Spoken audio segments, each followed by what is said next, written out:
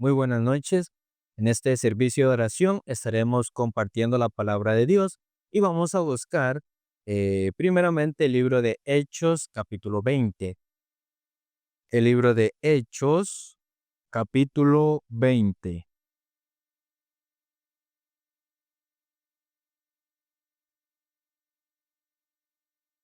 versículos del 29 al 32. Hechos, capítulo 20, del versículo 29 al versículo 32. Dice así la palabra de Dios: porque yo sé que después de mi partida vendrán en medio de vosotros lobos rapaces, que no perdonarán al rebaño, y de vosotros mismos se levantarán hombres que hablen cosas perversas para arrastrar tras sí a los discípulos. Por tanto, velad, acordaos que por 3 años de noche y de día no he cesado de amonestar con lágrimas a cada uno. Y ahora, hermanos, os encomiendo a Dios y a la palabra de su gracia, que tiene poder para sobreedificaros y daros herencia con todos los santificados. Gracias a Dios, los ministros de Costa Rica pudimos participar del retiro centroamericano en México que hubo esta semana que pasó. Nosotros pudimos viajar, algunos el día 8, otros el día 9, colaborando un poco con la preparación, también estando en el Congreso de Líderes Cristianos, también en el Retiro Centroamericano y el último día teniendo la reunión de los ministros. La sede de México tiene aproximadamente 29 o 30 sedes. Si bien México es un país bastante grande, también tiene bastantes sedes de nuestra misión con bastantes ministros enviados a cada una de estas sedes. Y Dios les ha permitido mucho crecimiento también. Aún en sedes que son un poco recientes, han visto la mano de Dios para el crecimiento. Y nosotros al llegar estuvimos durmiendo en la iglesia de Cuautitlán.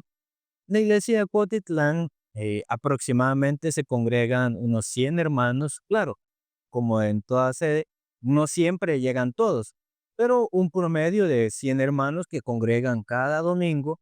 Aparte de esto, los invitados de los hermanos que participan también del aula del Evangelio llegan a sumar 50 o 40 más, por lo que en cada servicio aproximadamente hay 150 personas escuchando la palabra. Cuando nosotros estábamos tomando la cena, el día que yo llegué a México, fue el día 9 de septiembre, estaba con nosotros sirviéndonos el diácono Felipe de la iglesia de Cuautitlán. Entonces, el diácono nos comentaba acerca de la iglesia de Cuautitlán, de los hermanos que hay. Los hermanos varias veces salen a compartir a los parques, salen a compartir a los hospitales.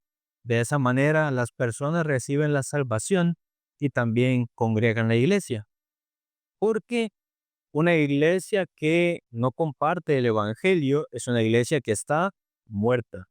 Igualmente, los hermanos que no comparten el Evangelio espiritualmente también están muertos. La vida de un cristiano radica en compartir la palabra que en algún momento ha recibido, principalmente el perdón de los pecados por medio de la sangre de Jesucristo.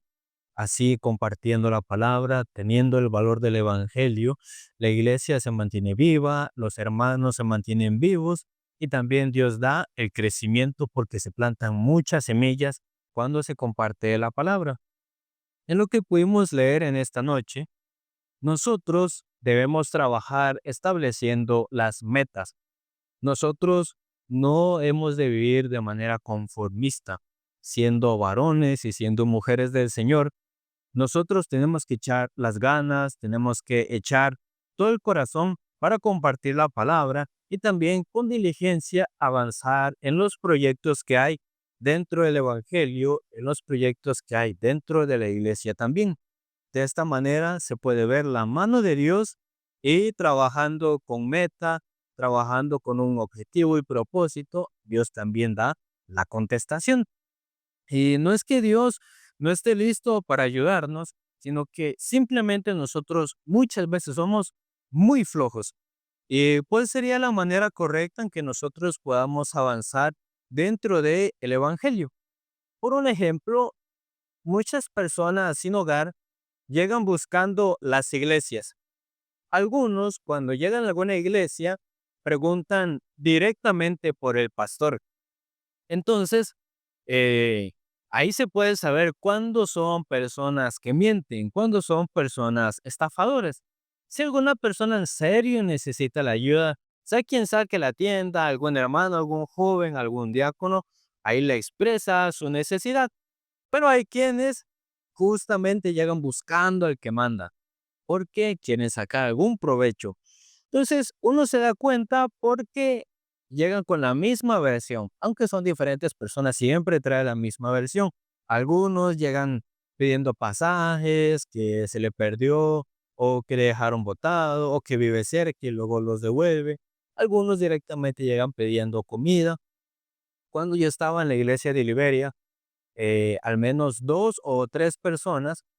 Primeramente llegó un señor, como decía rótulo de iglesia, él llegó y estaba diciendo que tenía que ir a San José, por ejemplo, que era una urgencia, pero que no tenía dinero, que él vivía cerca y que luego lo regresaría.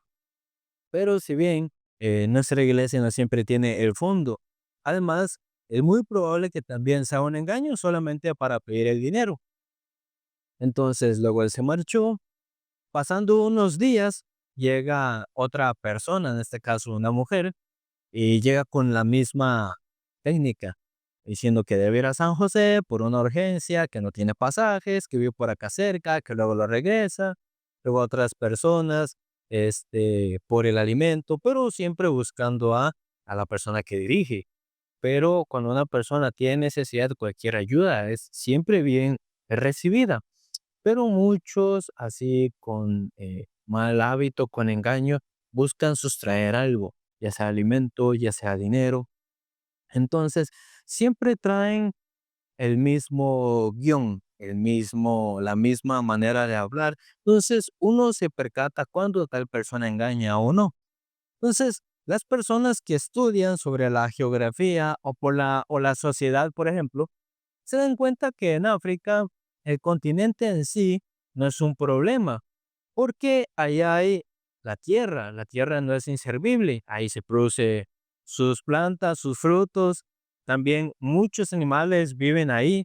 Entonces, el problema no es la tierra, el problema no es el país, sino es el ser humano mismo. Es la ubicación de los países que en su mayoría son económicamente alguna potencia. La mayoría están hacia el norte, lejos de la línea ecuatorial, donde hace más frío, donde el invierno es más fuerte. Entonces, esa situación de dificultad como es el invierno, trajo consigo el desarrollo mental de los ciudadanos y por ende de los países, porque si no se desarrollan, muchos morirían a causa de el frío. En Corea, como el invierno es muy frío, entonces tradicionalmente las edificaciones que se hacen ya vienen preparadas para el tiempo de el invierno, ya vienen pensadas para ese momento. Porque en el tiempo de invierno, cuando sale y le pega el viento, siente como que fueran agujas. Ese es muy frío, a la vez también muy seco, entonces a algunas personas se les raja su piel. Pues las casas también, cada casa, cada edificio ya está listo, ya está preparado con la calefacción.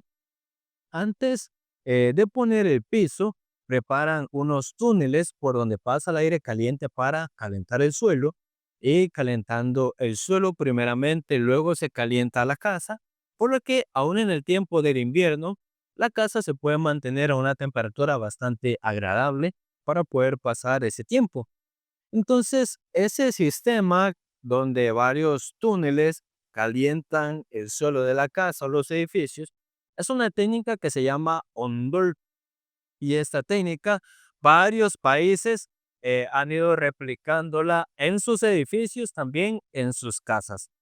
Y lo difícil, la dificultad trae consigo el desarrollo de la mentalidad. Nosotros usualmente queremos evitar todo el camino difícil.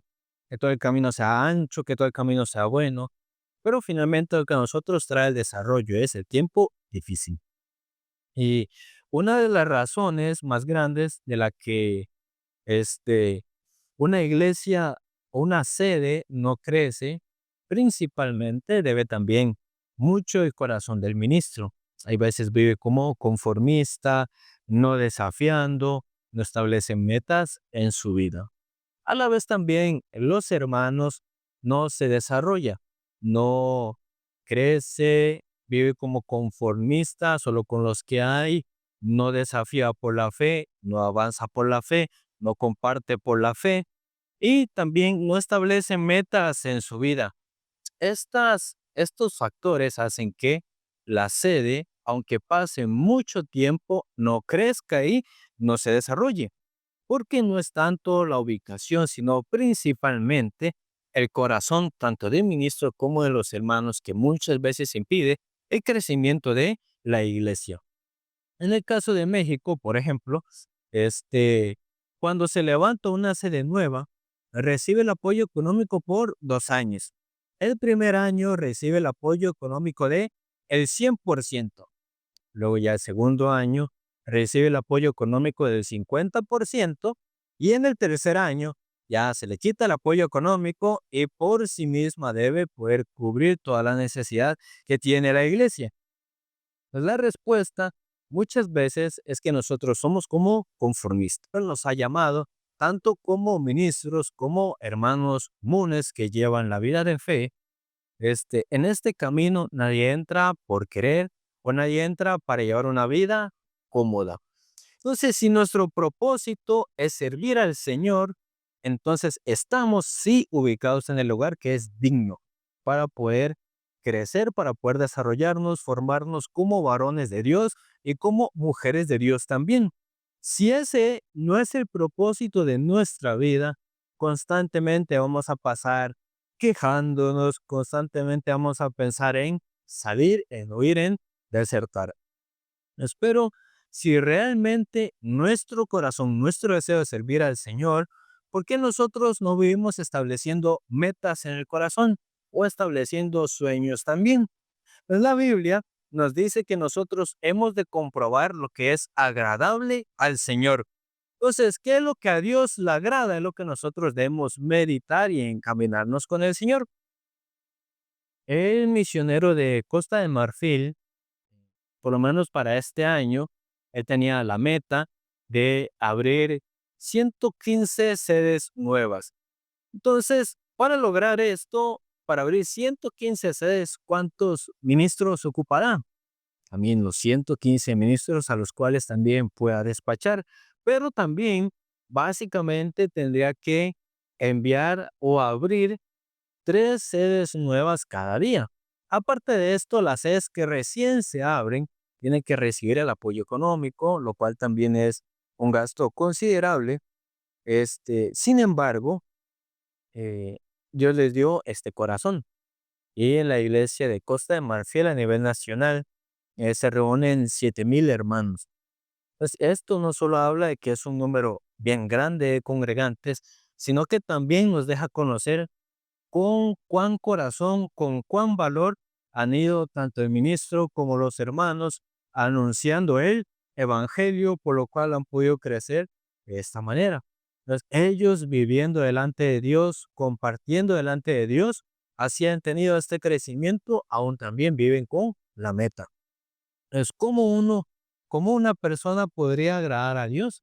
Para un hijo de Dios, el vivir como un conformista es una gran maldición, es una desgracia, porque Dios tiene un propósito y un camino por el cual desea dirigirnos, pero viviendo como conformista no podemos ver la mano de Dios. Por eso el conformismo para nosotros se vuelve como una maldición, como una desgracia. Cada persona semanalmente debería al menos leer de 20 a 21 capítulos. Si lee 3 capítulos por día, semanalmente podría leer esta cantidad de capítulos. Por eso, esta palabra que leímos en Hechos 20, versículo 29 al 32, dice así: porque yo sé que después de mi partida entrarán en medio de vosotros lobos rapaces, que no perdonarán al rebaño. Y de vosotros mismos se levantarán hombres que hablen cosas perversas para arrastrar tras sí a los discípulos. Por tanto, velad, acordándoos que por 3 años de noche y de día no he cesado de amonestar con lágrimas a cada uno. Y ahora, hermanos, os encomiendo a Dios y a la palabra de su gracia, que tiene poder para sobreedificaros y daros herencia con todos los santificados. Pablo, estando en la iglesia de Éfeso, todos los días compartía la palabra, también muchas personas podían recibir la salvación y llegó a ser como una de las iglesias centrales de la administración del apóstol Pablo. Pero estando fuera, no le iba a dar tiempo de visitar todas las personas, todas las iglesias. Entonces reunió a los encargados de distintas zonas o células, los ancianos, lo que por ahí podríamos definir algo así como los líderes de zona o de célula, eh, porque Pablo también estando en tiempo de vejez, una persona que ya está cerca de su muerte al momento de aconsejar, de contar algo, no vacila, sino que con seriedad habla las cosas. Volviendo a leer nuevamente, versículo 29 y 30, dice, porque yo sé que después de mi partida entrará en medio de vosotros lobos rapaces, que no perdonarán al rebaño, y de vosotros mismos se levantarán hombres que hablen cosas perversas para arrastrar tras sí a los discípulos. Pablo está presintiendo lo que va a suceder después de su muerte. Entonces, Pablo lo que quiere es prevenir la corrupción espiritual de los hermanos y los discípulos. Versículos 31 y 32. Por tanto, velad y acordándoos que por 3 años de noche y de día no he cesado de amonestar con lágrimas a cada uno. Y ahora, hermanos, os encomiendo a Dios y a la palabra de su gracia, que tiene poder para sobreedificaros y daros herencia con todos los santificados. Y el apóstol Pablo a aquellos ancianos los encomendó a Dios, los encomendó también a la palabra de su gracia, porque la palabra de Dios es la que tiene poder para sobreedificarles. Entonces tiene el poder también de darles la herencia entre los santificados. Entonces, Pablo sabía que algunas personas se iban a levantar para hacer daño a la iglesia, incluso dentro de los mismos hermanos. Entonces les da una enseñanza de cómo conservarse sano espiritualmente y dentro del camino de el Señor. Así Pablo dirigía a los ancianos de la iglesia y por esto en el libro de San Mateo, capítulo 16, San Mateo, capítulo 16, versículo 24, vamos a leer. San Mateo capítulo 16, versículo 24. Dice así. Entonces Jesús dijo a sus discípulos, si alguno quiere venir en pos de mí, niéguese a sí mismo, tome su cruz y sígame. Este pasaje tiene dos grandes enseñanzas. Número uno dice, niéguese a sí mismo. Entonces, algunos interpretan la negación a sí mismo como algo de sufrimiento, como algo de aguantar dolor, de aguantar penurias. Tiene un concepto muy diferente de lo que es la negación. Siempre piensa en un contexto malo, en un contexto sufrido, en un contexto de mucho dolor. Sin embargo, la negación es tacharse a sí mismo, tachar su ego, tachar su autoconfianza, sus propios sentimientos. Es necesario porque, como dice Isaías, que dice, nuestros pensamientos no son sus pensamientos. Mi pensamiento no es el pensamiento de Dios. Por eso nosotros hemos de negar nuestro propio pensamiento. El origen de esto y del pecado, vamos a verlo en el libro de Génesis, capítulo 3. Génesis 3, versículo 6.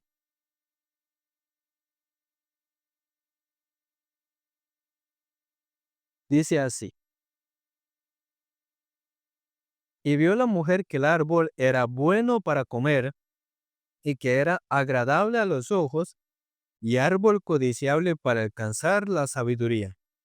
Y tomó de su fruto y comió, dio también a su marido, el cual comió así como ella. Entonces, aquí hay tres cosas que se manifiestan primeramente en el corazón de Eva. Dice que vio que era bueno.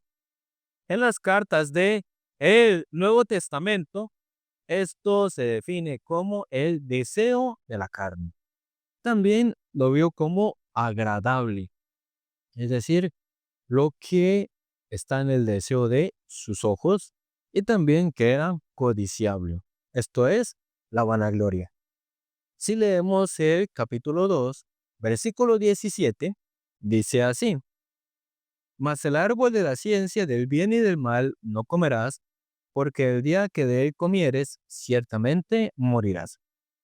Aquí se puede ver la palabra de Dios, que el momento en que comieres, ciertamente morirá. Entonces, en el Génesis se puede ver cómo está el pensamiento de Adán y Eva, también su propio parecer. Entonces, el engaño de Satanás produjo en ellos el parecer, produjo en ellos también los pensamientos. Es creer en Dios, es creer en la palabra. Si alguna persona dijera que cree en mí, en mi persona, pero lo que yo le digo no lo cree, entonces tal persona realmente no me cree. Entonces, algunas personas, dicen que creen en Dios, pero no creen en su palabra. Y si no creen en la palabra de Dios, significa que no está creyendo realmente en Dios. Muchos creen más en lo que les parece o en lo que piensan. En Génesis 3, versículos 4 y 5, dice así: entonces la serpiente dijo a la mujer: no moriréis, sino que sabe Dios que el día que comáis de él, serán abiertos vuestros ojos y seréis como Dios, sabiendo el bien y el mal. Entonces se puede ver aquí la palabra de engaño de Satanás. Antes, con el corazón de ellos solamente estaba la palabra de Dios, pero luego entra la palabra de Satanás. Entonces, Eva está como una mujer, por así decirlo, que está entre dos novios, entre dos hombres. Está entre lo que dice uno y lo que dice el otro.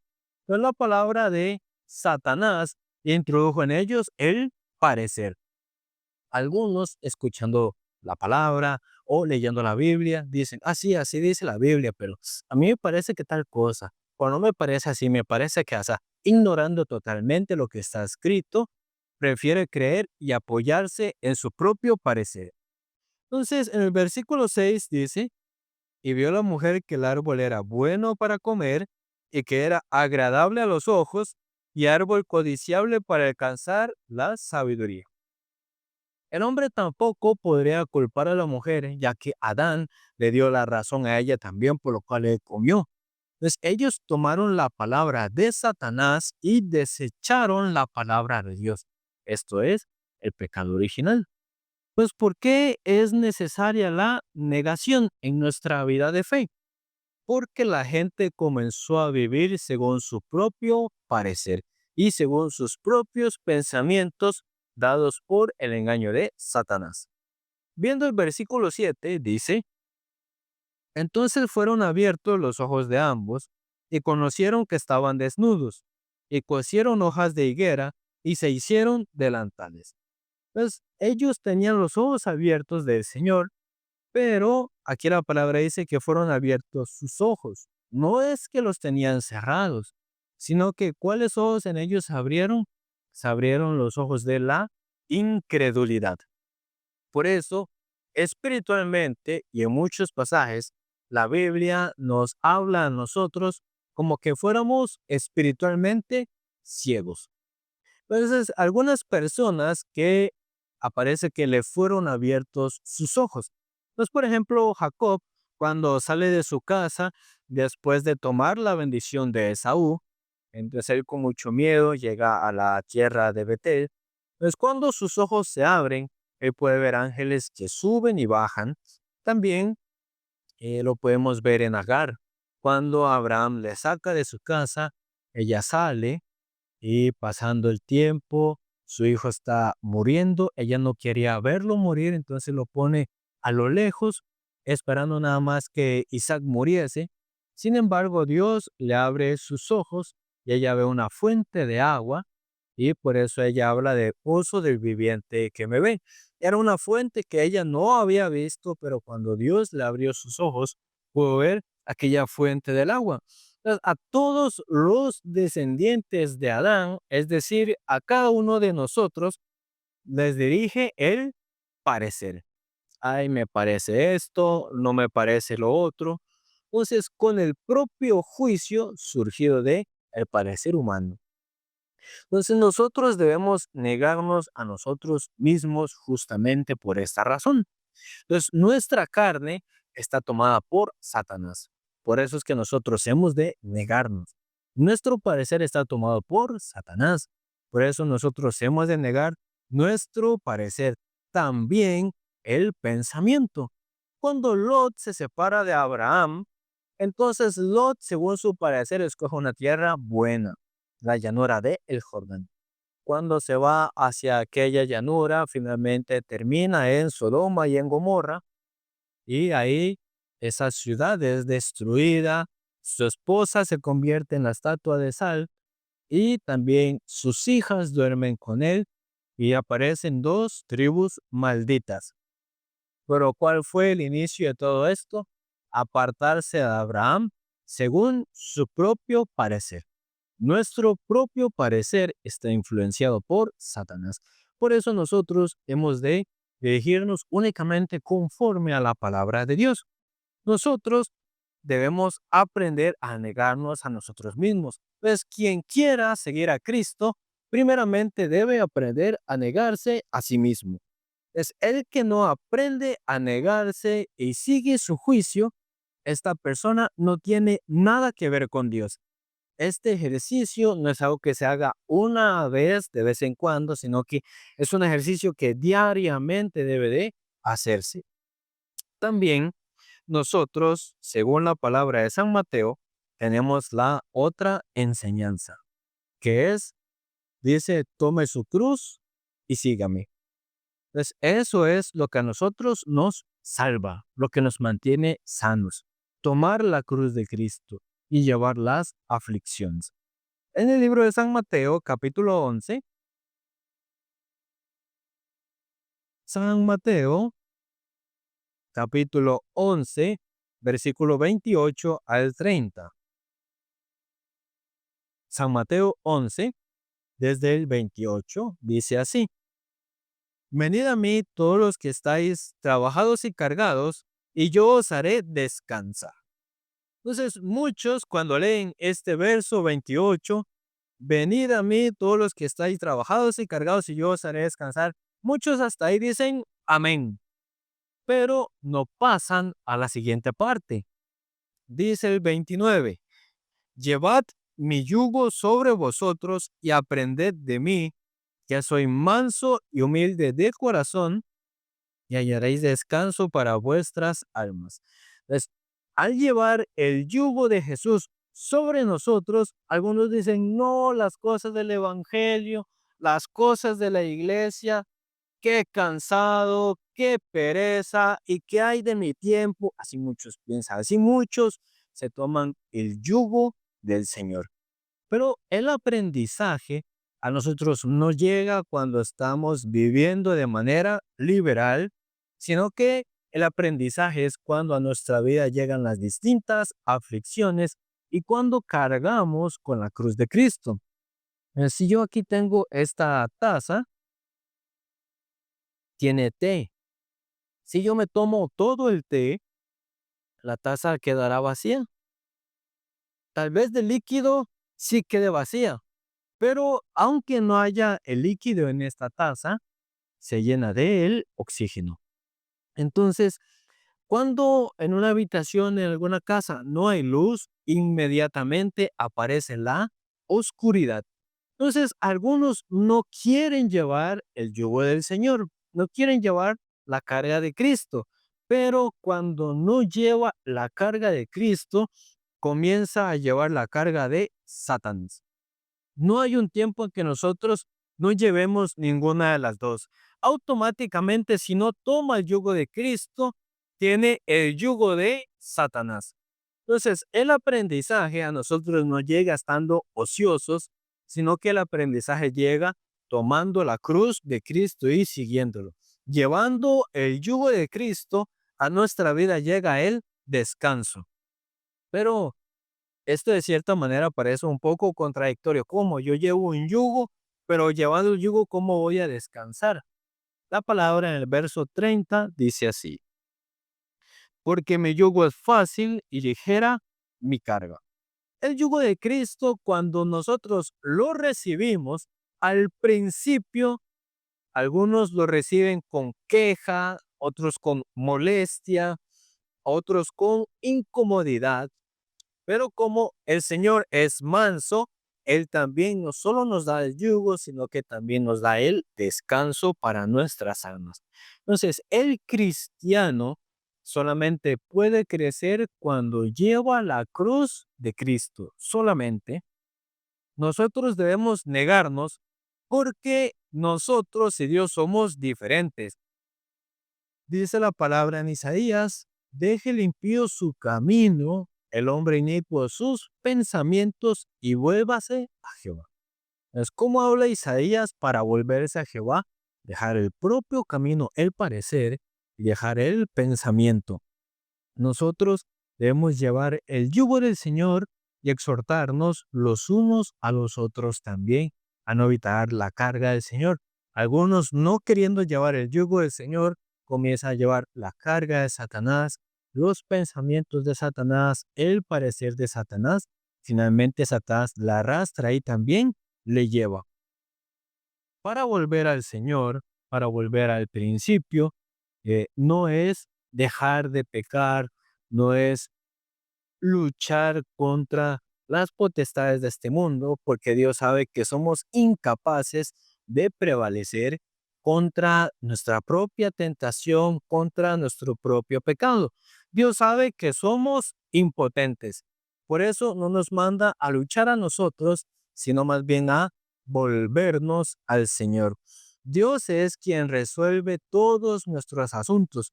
Nosotros no fuimos enviados a combatir contra el pecado, a combatir contra las situaciones, sino a reconocer que nosotros ya fracasamos y que sin Cristo no hay ninguna cosa que nosotros podamos hacer. Nosotros ya fuimos derrotados por nuestra propia fuerza, nosotros no podemos cambiar. Por eso hemos de dejar nuestro camino, nuestro pensamiento y volvernos a Jehová. Esto es el arrepentimiento. Básicamente el arrepentimiento es dejar su propio pensamiento, dejar su propio parecer, dejar su camino, volverse al Señor. Pues en su vida tal vez algunos han experimentado el dejar su pensamiento o el humillarse delante de la palabra del Señor. Tal vez algunos en un grado profundo si lo han podido experimentar, otros tal vez de una manera más superficial. Pero si alguno no ha tenido esta experiencia de dejar su pensamiento, de negarse a sí mismo, no puede creer en Dios, tampoco puede crecer en el Señor. Porque desde que nosotros nacemos, ya nacemos confiando en nosotros mismos. Pues para creer en Dios, nosotros tenemos que darnos cuenta que nada podemos hacer. Ahí nos apoyamos en Dios, ahí buscamos a Dios, ahí creemos en Dios. Nosotros somos necios, somos inútiles. Sin la misericordia de Dios, no hay nada que nosotros realmente podamos hacer. Por eso, en nuestra vida, el testimonio que debe de salir es el testimonio del trabajo de Dios, nada más, no el trabajo nuestro. Nosotros somos muchas cosas: viles, necios, tercos, pero en esa condición es donde Dios en nuestra vida se puede manifestar ampliamente. Nosotros estamos equivocados, la palabra de Dios es correcta y es real. Entonces, después de arrepentirnos, la experiencia de dejar el pensamiento nos permite recibir la sabiduría del Señor. Entonces, el que practica la vida de fe Y el que pasa años en la iglesia son personas diferentes. Aparentemente los dos congregan, aparentemente los dos participan, pero tienen caminos muy diferentes, tanto el que lleva la vida de fe como el que solo es congregante nada más. Entonces, ¿cómo se puede diferenciar? El que lleva la vida de fe, es decir, el que puede negarse a sí mismo, tomar la cruz de Cristo y seguirle, llevando su yugo, esta persona se desarrolla más. Esta persona tiene más testimonios del Señor. Esta persona puede negar su pensamiento, su corazón, su parecer más fácilmente. Así es como se diferencia quien lleva la vida de fe, quien solamente pasa el tiempo en la iglesia nada más. Pues el Señor nos dejó estas dos enseñanzas para poder mantenernos sanos y salvos en nuestra vida de fe, para no caer en la corrupción. Negarnos a nosotros mismos, nuestro parecer, nuestro pensamiento, nuestro camino y tomar la cruz de Cristo y seguirle, llevando el yugo del Señor. Entonces, de esta manera el Señor nos da el verdadero descanso, el Señor nos acompaña, el Señor nos ayuda. Y así como Dios en otros países también se manifiesta, como en otras iglesias los hermanos anuncian la palabra y la iglesia crece, en nuestra iglesia de Cartago también los hermanos, no estando espiritualmente muertos, sino compartiendo la palabra, invitando, la iglesia comienza a crecer. Los hermanos mismos, cuando comparten, se mantienen espiritualmente sanos, se mantienen espiritualmente vivos, la iglesia también.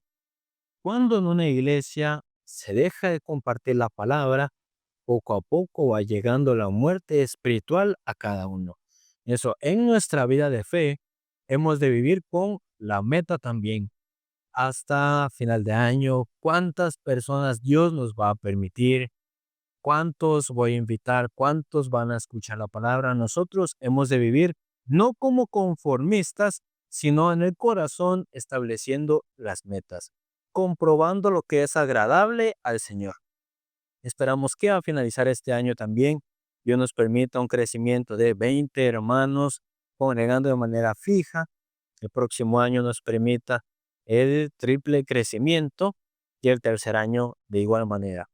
De esta manera estableciendo metas, avanzando por el Señor, echando todo el corazón con la seriedad, con la responsabilidad, compartiendo el Evangelio. Dios nos va a dar muchos testimonios, dejando nuestro parecer, recibiendo la palabra de Dios. El trabajo de Dios va a manifestarse también en la vida de nosotros. Espero que Dios bendiga la vida de cada hermano, bendiga la iglesia de Cartago y también a cada oyente que está en esta noche escuchando la palabra. Vamos a finalizar.